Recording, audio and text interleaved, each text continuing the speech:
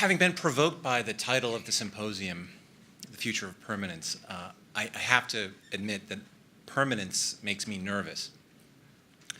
The notion that a personage, artifact, structure, or even idea is sufficiently durable to remain unaltered in perpetuity seems implausible in a physical and cultural environment characterized by entropy, cataclysm, decay, regeneration. After all, is there much that we have inherited that we could characterize truly as having been, still being, and irrevocably destined to be permanent? One needs only to consider recent examples such as the Buddhas of Bamiyan or the lost monuments of Palmyra to recognize the inescapable temporality of even long-standing human creation. And I say that recognizing that permanence, with its claim for eternity, stands at the very center of the paradox that I think defines every museum. On one hand, the museum, in both its institutional and architectural formation, exists to present works of art to some constituency of interested parties, ideally fulfilled in a compatible, if not complementary setting. This function is certainly a museum's most familiar one, patently self-evident to those who love visiting collections buildings. Indeed, many of the world's most beautiful spaces are precisely those that have been designed to present, and regardless of collection or type, building or style or location, a good museum nourishes those seeking delight and discovery. Equally important, though far less apparent to visitors, is the museum's role as caretaker, as protector, and as conservator of works of art forever. For example, can one imagine a museum director that could countenance the demise of even the least significant element of a collection on their watch? Similarly, is there a museum that cannot take seriously the increasingly exacting requirements governing all aspects of borrowing artwork, including its transportation, invigilation, maintenance of environmental conditions, etc.? This more sober, cautious, and often defensive obligation looms large in the minds of those tasked with the stewarding of the artwork and frequently collides with a noble aspiration to exhibit it. This posture is always embedded in the institutional ethos of museum and always manifests itself in its architectural design. I would offer as an archetypal illustration of this paradoxical mission the Yale University Beinecke Rare Book and Manuscript Library, completed in 1963 by Gordon Bunshaft of Skidmore, Owings & Merrill. Here, the dual role of presentation and preservation crystallized in the library's central space, where a hermetically sealed bronze and glass tower holds nearly 200,000 volumes of rare books and manuscripts over 6 floors. Set within a vast enclosure comprised of translucent marble slabs which defang the otherwise fatally damaging effects of sunlight and weather to works on paper, vellum, and papyrus, the tower maintains ideal temperature, ideal humidity, ideal air purity, ideal smoke detection, ideal fire suppression, and ideal lighting controls, while presenting the spines of the world's most important books to viewers who circumambulate an elegant mezzanine in awe. Conservation itself is on display. And I believe that one could say that the success of any museum building can be said to depend upon its ability to account for both of these often contradictory demands, presentation and preservation. One cannot imagine a successful museum where the works are displayed in a dim, unflattering, or uninviting environment, nor where the works suffer avoidable decay, degradation, and disregard. What follows is a story of a noted museum building, the Yale Center for British Art, deemed a work of art unto itself, which my architectural firm has worked on to conserve for the past 8 years. How it reached a crossroad where both its inherent architectural integrity and its ability to preserve and protect its contents began to strain, and the measures taken to assure its endurance. No accounting of the Yale Center for British Art can begin without recognizing the impact of 2 men. In 1966, Paul Mellon, Yale University class of 1929, bequeathed to his alma mater one of the most significant acts of benefaction ever bestowed on a university. Born in 1907 to Andrew W. Mellon, the American industrialist and financier, and Nora McMullen, an English mother, Mellon spent childhood summers in England and, upon graduating from Yale, went on to pursue a second degree at Clare College, Cambridge. A lifelong Anglophile, he remained in London during his father's ambassadorship to the court of St. James, and soon thereafter began amassing a collection of British art which would form the core of his bequest. Comprised of a uniquely broad and uniquely deep collection of paintings, drawings, prints, rare books, manuscripts, and sculpture, Mellon not only gave the artwork, but the funding necessary to design, construct, and endow the building which would house it. The other figure whose name is forever associated with the Yale Center for British Art is that of architect Louis Kahn. Born in 1901 in what is now Estonia and raised in Philadelphia, Kahn was an accomplished musician and artist as a young man. These interests led him to architecture and subsequently attend the University of Pennsylvania, from which he graduated in 1924, and went on to practice with such noted architects as Paul Cray and George Howe.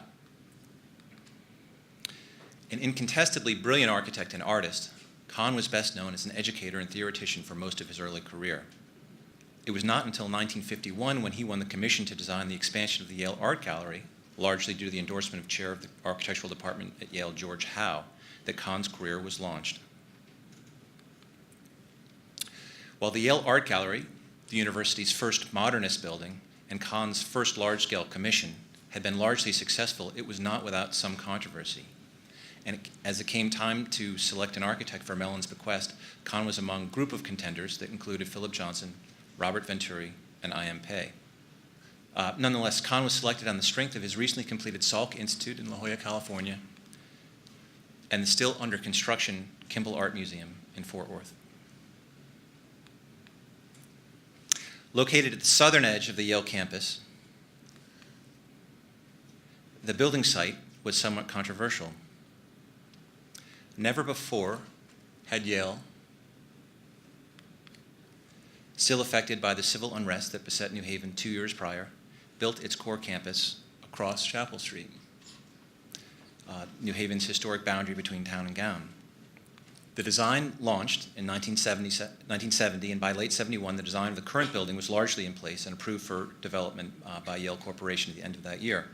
The design was advanced in Kahn's Philadelphia office, and contract drawings were released in 1972, with construction beginning later that fall.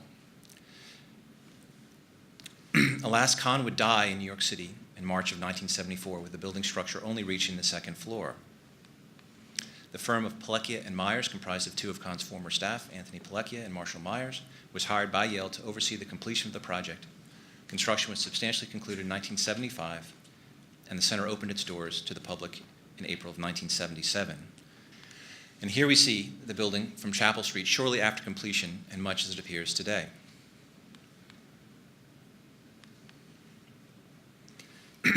As she assumed directorship at the Yale Center for British Art in 2002, it was already clear to Amy Myers that Kahn's building, approaching its fourth decade of uninterrupted use and enjoying an unimagined expansion of staff, collections, and scholarly research, had begun to drift from its original intentions. Both the building's architectural character and its infrastructural system, so crucial to maintaining the proper conservation conditions within the museum, were under stress. For example, the center's lower court, an exterior space accessed from a monumental stair off of Chapel Street. It's named the lower court, referring to a sequence of spaces. There's the lower court, beginning with the entrance court of the building and the library court of the building on the second floor. Had been finalized ultimately by Pilecki and Myers, and the lower court had always been envisioned to serve as an exterior amenity for the restaurant tenant below and as an egress from the center's lecture hall. However, Kahn's design for the lower court was quickly compromised by undisciplined accretions and fanciful alterations that disembodied the court from the center itself.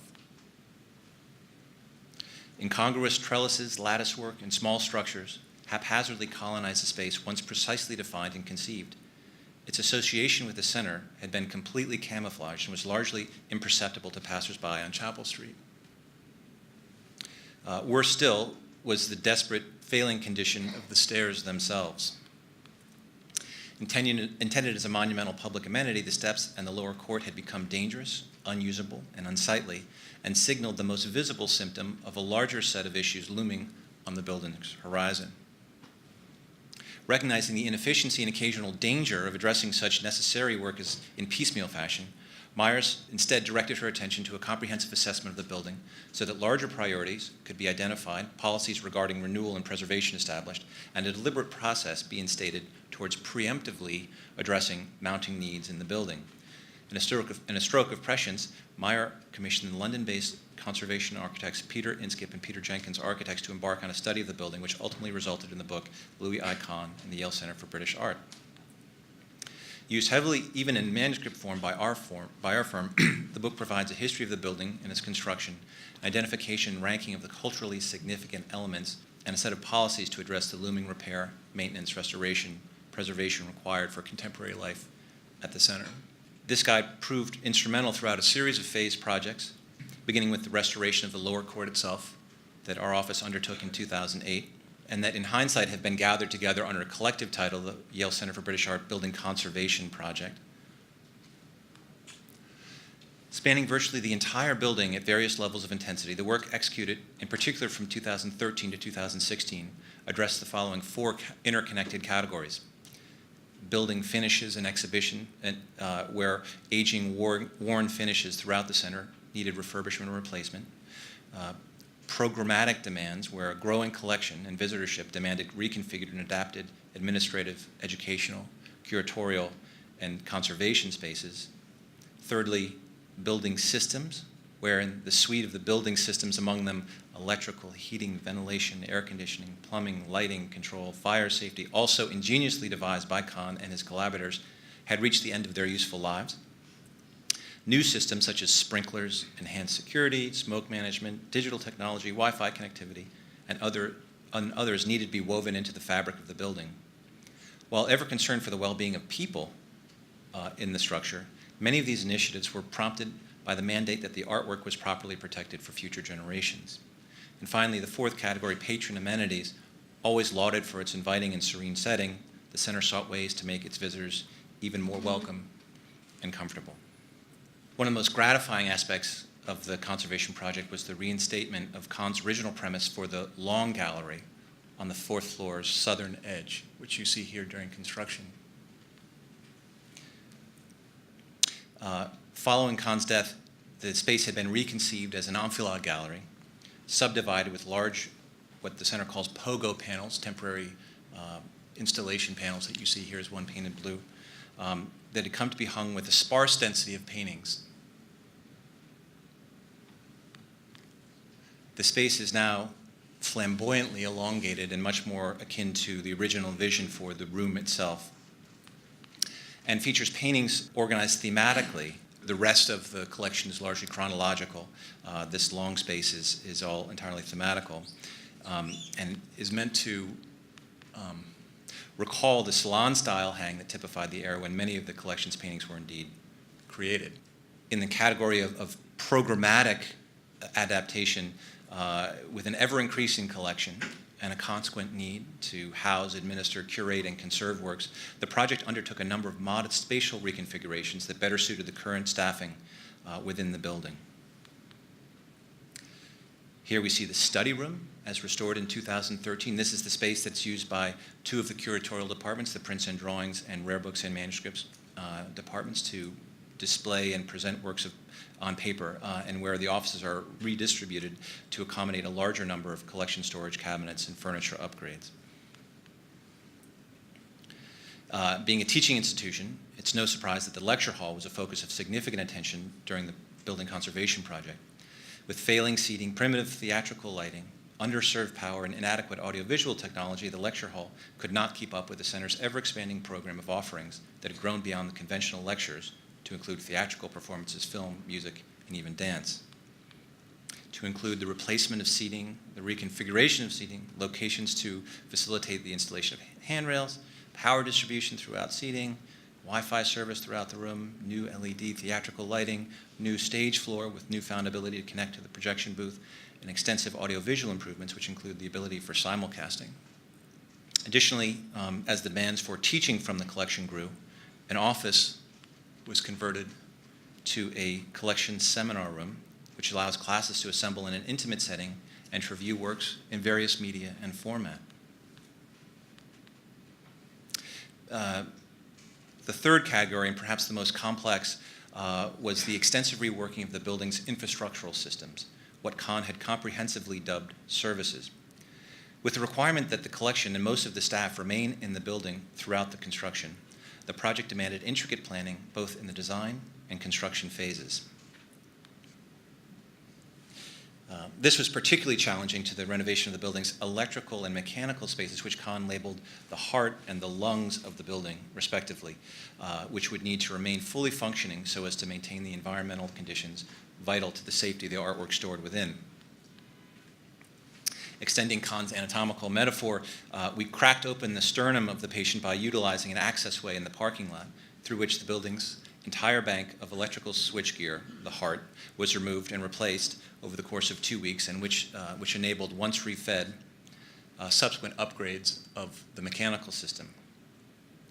With the building's entire demand for HVAC systems being served by 2 vast chambers containing fans, humidifiers, filters, baffles, again, the lungs in Kahn's parlance, the project required the installation of a Pompidou Center-inspired artificial lung on the outside of the building, which allowed for the successive reaming of the 2 interior ones, ultimately resulting in a far more resilient, efficient, and reliable environment for art preservation. Predictably, the reach of the mechanical and electrical systems extended throughout every corner of the building, and at all times we endeavored to maintain the discipline and order that characterized the original infrastructural design. For example, this new electrical distribution was achieved through channeling the topping slab, thereby avoiding surface conduit, which had scarred the building over a number of well-intentioned upgrades following an original construction. And here, too, you actually can see the airfloor system that Kahn borrowed from Roman baths to organize the passage of air within the building. And throughout the rest of the galleries, extensive attention was paid to the exterior wall, which, as is in the case of so many museum buildings, in cold climates, suffered from the damaging effects of condensation. And here you can actually see water on the surface of the metal. I think this is important insofar as the issue of permanence and the ability of a given building to confer durability facing the threat of just simple environmental conditions. It's something that I think all museums struggle with, and this represents the building most taken back. So really, we are just 1/16 of an inch away from the outside elements, and we rebuilt that wall with a much more fortified package of materials that offer expanded resiliency against the forces of nature. One of Louis Kahn's most lasting architectural legacies was his reassertion of first principles of construction, gravity, volume, solidity, to a building culture that had come to be preoccupied by abstraction and lightness. As distinguished architectural historian Vincent Scully would note in his essay, Louis Kahn and the Ruins of Rome, Kahn wanted to deal with beginnings, with the primeval reality of architecture as physical mass. As evident in his evocative travel sketches created during trips to Italy, Greece, Egypt, Kahn was captivated by architectural ruins which, due to their sheer endurance and liberation from what Kahn dismissed as the circumstantial, were endowed with incontestable authority. It's no surprise that Kahn would summon impressions of ruins in his designs in order to imbue them with a comparable authority and to encode them with a clear designation of that which is transitory and that which is enduring. I have come to for the past 8 years, I have been Louis Kahn's student, acquiring innumerable lessons as I oversaw the disassembly and the reassembly of the Yale Center for British Art, a building that I've revered for decades. And I've come to ascribe Kahn's aspiration towards permanence, or the eternal, not to physical things in particular, for in such instances, continuity, not constancy, is a far more fitting ambition. More than any other building or works which it might contain, it's the human aspiration to protect and enjoy beauty itself that can be said to be permanent.